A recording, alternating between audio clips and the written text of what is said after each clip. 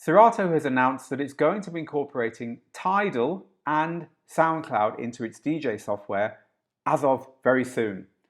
I'm at ADE here in Amsterdam, and it's one of the big pieces of news here at this music conference show.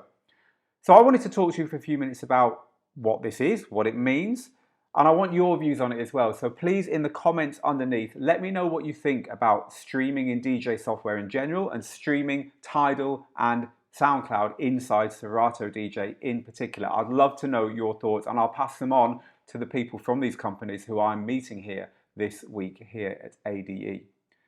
So what's happening here is a return to having streaming services plugged into Serato. Serato used to have a service called Pulse Locker plugged in, which was also plugged into other DJ platforms.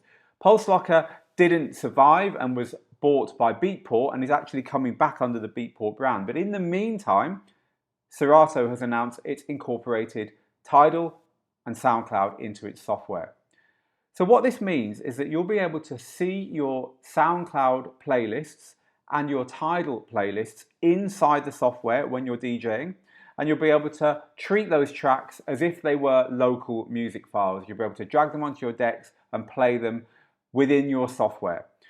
So what this doesn't mean is that they will be available offline at this stage. I checked with Serato whether that was going to be the case, and they've told me it isn't.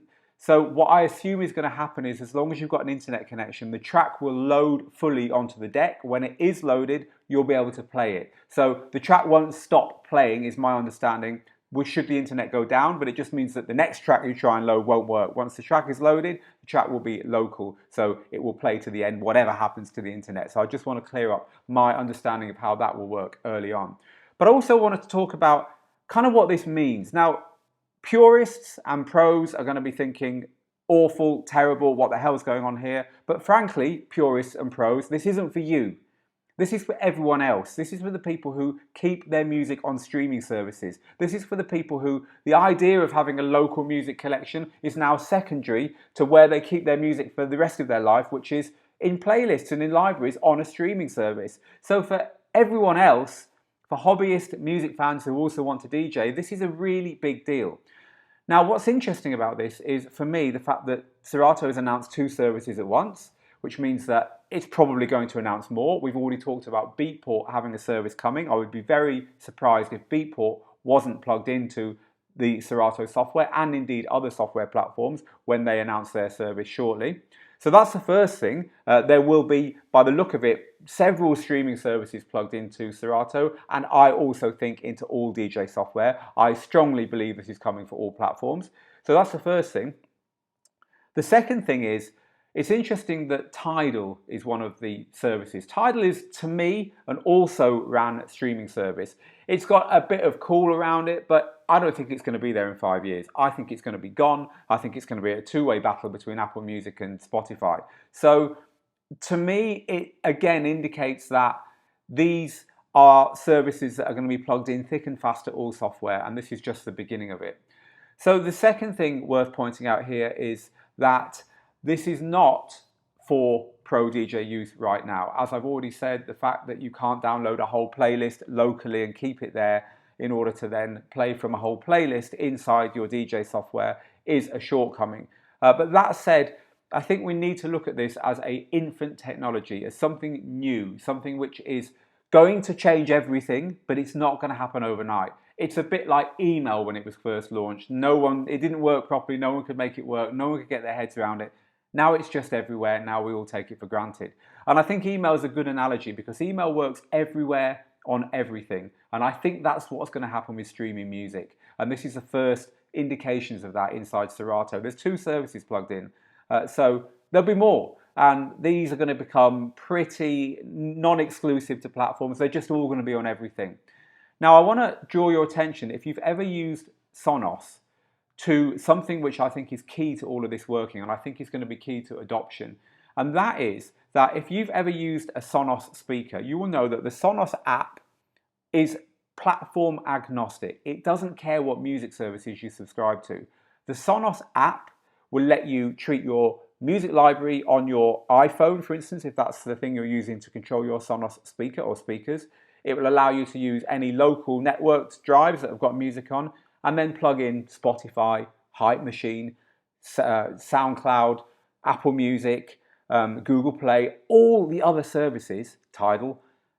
And then the really cool thing about it is you get one search box that you can type in the track you're looking for, or the playlist, the music style you're looking for, or whatever, and it will search across all the platforms. And it'll give you loads and loads of results, which as a music fan is absolutely awesome. I adore that about Spotify. And what's more, once you've done that, it lets you drag the tracks you find into your own playlists. So I think this is what's going to happen in DJ software. I think what's going to happen is there will be a universal search, which will search across all the platforms that you subscribe to, and you'll be able to arrange your playlists locally based on those tracks. And what happens in Spotify, if you're using it to make playlists just to listen to at home without DJing with them, of course, is that you tend to forget where the individual tracks have come from, what services. As long as you're subscribed to the service, the tracks are available to you. So it's just great to have all that music there. And I think that's what's going to happen in DJ software. We're going to start forgetting, if we're subscribed to, say, SoundCloud, and in this instance, Tidal as well. When it gets to the point where the search works across everything and you can make local playlists and so on, and as I say, this is an infant technology, I'm sure this is coming, we're going to start to forget whether the tracks are local, whether the tracks are from either of those two services or any other services plugged in, and just appreciate the fact that we've got these playlists made up of music from all the sources that we listen to away from our DJ software. So I think at the moment this is going to be interesting to hobby DJs, to DJs who are just wanting to have an awful lot of fun DJing, because suddenly you've got all the world's music there, right? And who cares if suddenly the internet goes down and you can't drag a track onto the deck? You're just DJing for fun at home.